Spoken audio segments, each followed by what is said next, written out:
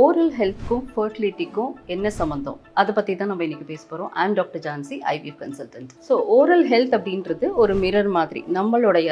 நம்ம full health எப்படி இருக்கோ அதை பிரதிபலிக்கிறது தான் நம்மளோட oral health.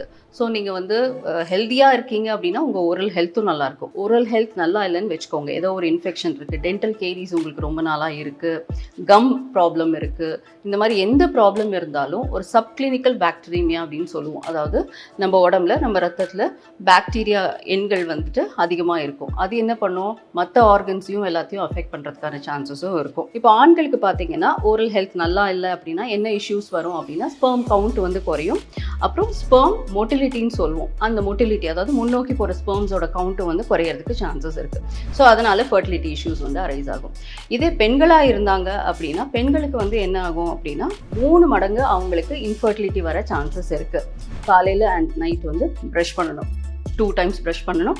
Regular dental checkup நீங்கள் போகணும். நெக்ஸ்ட், ப்ரெக்னெண்ட்டாக இருக்கவங்க ஓரல் ஹெல்த் எப்படி அஃபெக்ட் பண்ணணும்னு பார்த்தீங்கன்னா டயபெட்டிஸ், ப்ரெக்னெண்ட்டாக இருக்கவங்களுக்கு டயபெட்டிஸ் வர சான்சஸ் இருக்குது. ப்ரீ எக்லாம்ஷியான்னு சொல்லுவோம், ப்ரீ டேர்ம் டெலிவரிஸ்ன்னு சொல்லுவோம். அப்புறம் low birth wait babies. So இந்த காம்ப்ளிகேஷன்ஸ் எல்லாம் வரதுக்கு சான்சஸ் இருக்குது. நிறைய ஸ்டடீஸ் பண்ணியிருக்காங்க.